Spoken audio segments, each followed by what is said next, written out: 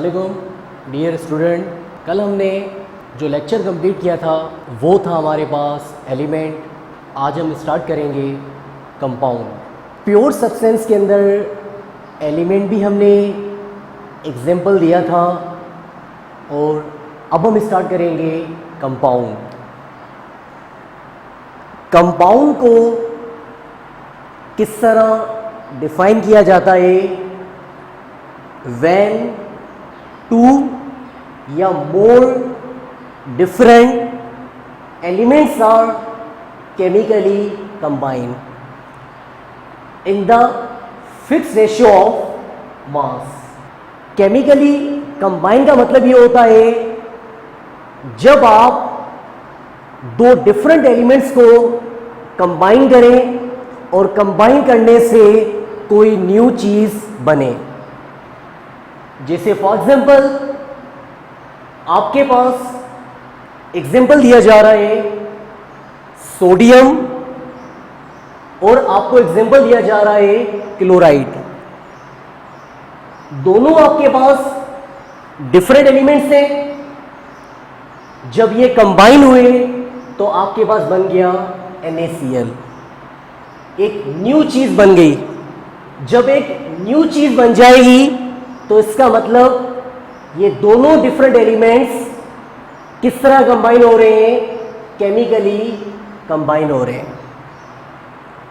या आप इस तरह भी एग्जाम्पल ले सकते हो, ये दोनों डिफरेंट एलिमेंट हैं, आप इन दोनों को कंबाइन कर रहे हैं और कंबाइन करने से आपके पास बन गया H2O, जिसे आप क्या कहते हैं? लिक्विड। दोनों आपके पास डिफरेंट एलिमेंट्स है, हाइड्रोजन गैस है और ये जो ऑक्सीजन जो है ये आपके पास सपोर्ट करेगी एज ए कंबशन। जैसे रिएक्शंस होते हैं इस तरह एज ए सपोर्ट करेगी। तो दोनों डिफरेंट एलिमेंट्स हैं, पर इन दोनों को जब आपने मिलाया तो बन गया आपके पास H2O और H2O एक लिक्विड है, एक न्यू चीज है। जबकि ये हाइड्रोजन गैस है और ये जो ऑक्सीजन जो है इसको क्या कर रही है? सपोर्ट कर रही है। एज ए जैसे कंबशन रिएक्शन होती है उसमें एज ए ऑक्सीजन जो है सपोर्ट करती है। अब हम देखेंगे इनका मास रेशियो किस तरह फिक्स होता है। जैसे मैं सिंपल बात कर रहा हूं सिर्फ H2O पे, हम बात कर रहे हैं H2O के अंदर दो हाइड्रोजन है, इन दोनों का मास है 2 ग्राम। इसी तरह ऑक्सीजन जो है उसका मास है 16 ग्राम। तो आप रेशियो निकालेंगे 2:16 और सिंप्लीफाई करेंगे तो उनका रेशियो क्या होगा? 1:8 होगा। तो अगर आपसे पूछा जाए वाटर के अंदर फिक्स रेशियो ऑफ मास क्या है तो आप क्या कहेंगे? 1:, आपके पास क्या है? 8 है। इसी तरह से कंपाउंड आपके पास दो टाइप होते हैं, आयोनिक भी होते हैं और आपके पास कोवेलेंट भी होते हैं। आयोनिक, एक और भी बात याद रखना, एक और भी कंपाउंड होते हैं कोऑर्डिनेट कोवेलेंट बॉन्ड, आप कह सकते हैं वो कोवेलेंट के ही टाइप होते हैं। आयोनिक कंपाउंड उसे कहते हैं जहां मेटल भी हो और मेटल के साथ क्या होना चाहिए? Non metal. जैसे NaCl, Na जो है वो मेटल है और Cl क्या है? नॉन मेटल है। इसी तरह से जो कोवेलेंट कंपाउंड होते हैं उनके अंदर non metal to non metal होना जरूरी है। जैसे आप देखेंगे हाइड्रोजन भी नॉन मेटल है और क्लोरीन भी नॉन मेटल है। तो non metal to non metal बनेगा आपके पास कोवेलेंट कंपाउंड और मेटल टू नॉन मेटल आपके पास बनेगा आयोनिक। और आप ये भी बात याद रखना, कुछ एक्सेप्शन केसेस हैं, जैसे में आपके पास अमोनियम हाइड्रोक्साइड हो, तो अब इसके अंदर भी आयोनिक बॉन्ड है, पर इसके अंदर मेटल और नॉन मेटल नहीं है। जैसे अमोनियम क्लोराइड, तो आप कहेंगे इसके अंदर भी आयोनिक बॉन्ड है, पर इसके अंदर मेटल और नॉन मेटल एज ए नहीं है। क्लोरीन कह सकते हैं, पर एज ए मेटल यहां पे नहीं है। तो ये आपके पास आते हैं एक्सेप्शन केसेस में। जैसे आपके पास बेरिलियम क्लोराइड,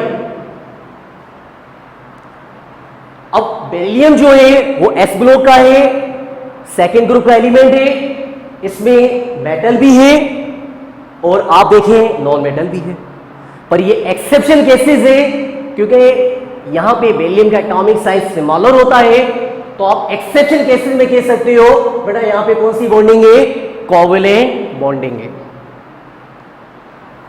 अगर आपसे आयोनिक कंपाउंड का फॉर्मूला पूछा जाए तो आप क्या बताएंगे, फॉर्मूला यूनिट होगा। जैसे में आपके पास ये NaCl लगता हो, तो आप इनका ये बता सकते हैं इनके इतने फॉर्मूला यूनिट होंगे। अगर मैं कोवैलेंट कंपाउंड में बात करूंगा तो इनका जो फॉर्मूला होगा आप उसके साथ क्या बताएंगे, मॉलिक्यूलर फॉर्मूला। इसी तरह से अगर मैं आयोनिक कंपाउंड के मास पे बात करूंगा तो इसका मास जो होगा उससे हम रिप्रेजेंट करते हैं फॉर्मूला मास से, और इसी तरह से कोवैलेंट कंपाउंड का जो मास होगा उससे हम रिप्रेजेंट करेंगे मॉलिक्यूलर मास से। और ये भी बात याद रखना, जो आयोनिक कंपाउंड होते हैं उनका सफिक्स आपको नजर आएगा आइड, और एट, जिसे sodium chloride, calcium nitride, calcium carbonate, तो इनका जो सफिक्स होगा जो आयोनिक कंपाउंड में वो आपको ज्यादातर नजर आएगा आइड, और क्या नजर आएगा, एट। पर जो कोवैलेंट कंपाउंड होते हैं, क्योंकि ऑर्गेनिक कंपाउंड में आपको ज्यादातर कौन सी बॉन्डिंग नजर आएगी, कोवैलेंट, तो इनके जो सफिक्स हैं वो आपके पास ज्यादातर इतने फिक्स नहीं होंगे, क्योंकि आप नॉमेनक्लेचर देखेंगे तो हर फैमिली का अपना सफिक्स है, तो इनका सफिक्स आपको नजर आएंगे, पर इनके सफिक्स आपके पास इतने पर्टिकुलर नहीं है। इसी तरह से आपके पास एक और भी टॉपिक इसी के साथ डिस्कस किया जाएगा, मिक्सचर। मिक्सचर को आप किस तरह डिफाइन करते हैं, व्हेन टू या more substance do not chemically combine but physically combine. जब भी आप दो डिफरेंट सब्सटेंस को मिलाएं वो केमिकली नहीं मिले, वहां पे कोई न्यू चीज नहीं बने, वो किस तरह मिलेंगे, फिजिकली मिलेंगे। जैसे आप NaCl को वाटर में डिसोल्व करते हैं, तो NaCl अपने आयंस में टूट रहा है, वाटर वहां पे ब्रेक नहीं हो रहा, जस्ट वहां पे उन आयंस की वाटर से क्या हो रही है, इंटरेक्शन हो रही है, वहां पे कोई न्यू चीज नहीं बन रही, तो आप कह सकते हैं ये दोनों मिल रहे हैं फिजिकली। इसी तरह से इसके अगर आप एग्जांपल देखें, जैसे आपके पास एयर है, सॉइल, रॉक, शुगर सॉल्यूशन, ये सारे एग्जांपल होते हैं आपके पास मिक्सचर के अंदर। मिक्सचर जो है उनके दो टाइप होते हैं, होमोजीनियस मिक्सचर होता है और दूसरा होता है हेट्रोजीनियस मिक्सचर। होमोजीनियस मिक्सचर उससे कहते हैं जहां कंपोजिशन क्या हो, सेम हो। जैसे आप NaCl को वाटर में डिसोल्व कर रहे हैं। NaCl भी पोलर है और वाटर भी क्या है, पोलर है। दोनों की कंपोजिशन सेम होने की वजह से NaCl जो है वो वाटर में डिसोल्व हो जाएगा। जहां होमोजीनियस मिक्सचर बनता है, आप समझ आना, वहां पार्टिकल्स को देख नहीं सकते।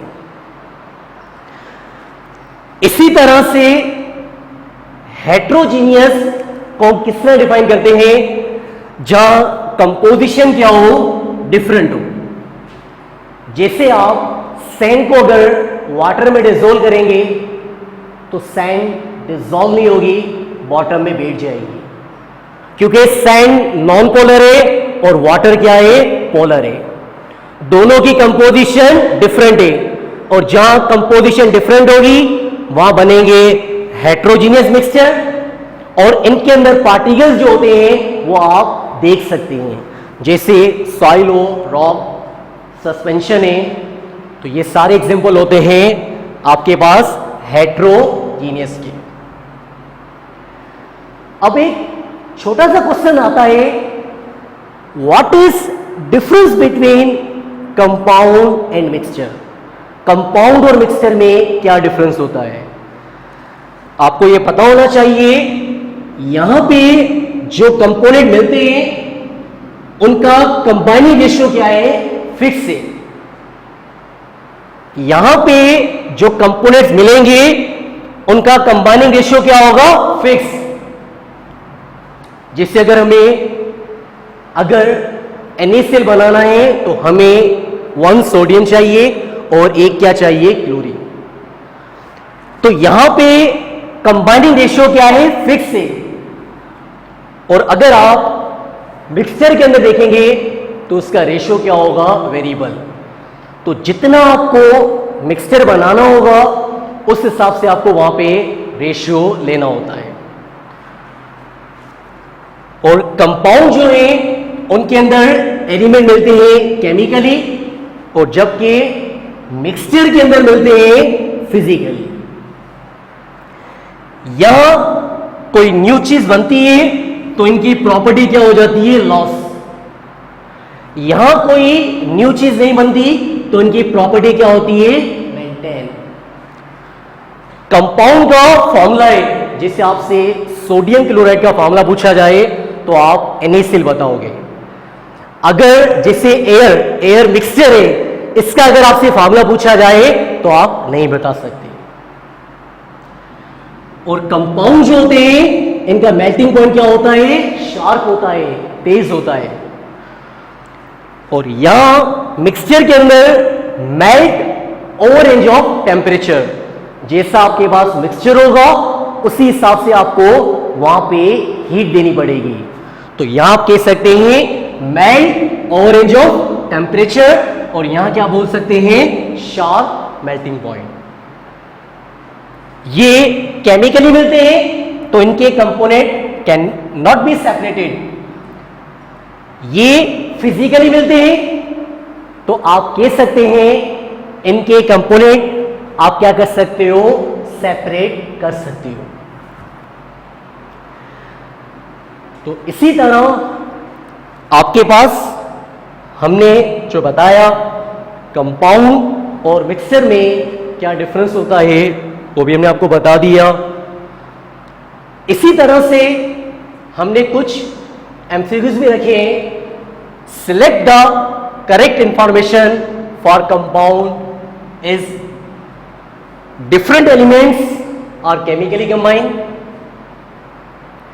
ये बात बिल्कुल सही है, डिफरेंट एलिमेंट्स जो है वो केमिकली कंबाइन हो रहे हैं। डिफरेंट एलिमेंट्स जो है वो केमिकली कंबाइन हो रहे हैं। आपसे पूछा जा रहा है different compound have same molecular mass, तो डिफरेंट कंपाउंड का भी मॉलिक्यूलर मास सेम हो सकता है। जैसे आपके पास अगर हम इथाइल अल्कोहल रखें और आपके पास हम रखते हैं डाइमीथाइल ईथर, दोनों कंपाउंड डिफरेंट है पर दोनों का मॉलिक्यूलर मास क्या है, सेम है। इसी तरह से टू डिफरेंट कंपाउंड में सेम मॉलिक्यूलर फॉर्मूला, क्या दो डिफरेंट कंपाउंड का मॉलिक्यूलर फॉर्मूला सेम हो सकता है? या आप इंटर में ऑर्गेनिक में पढ़ के आए हैं, आपके पास एक कंपाउंड है प्रोपेनल और एक कंपाउंड है आपके पास एसीटोन, दोनों डिफरेंट कंपाउंड है, दोनों का मॉलिक्यूलर फॉर्मूला चेक करेंगे। 1 2 3 carbon,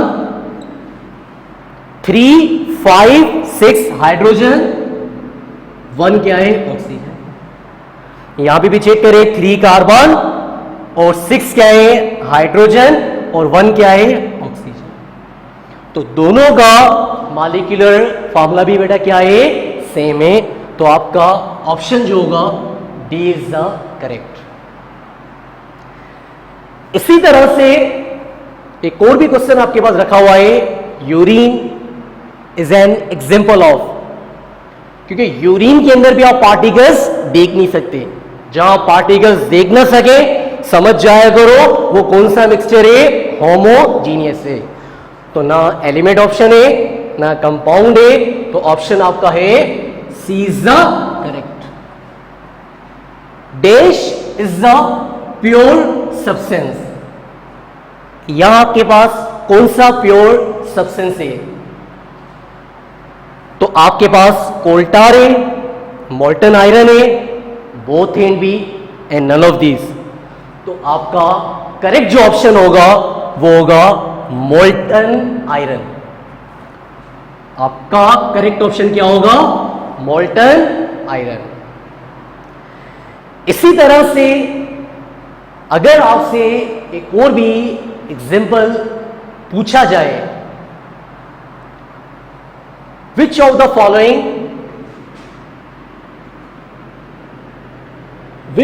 following is a mixture?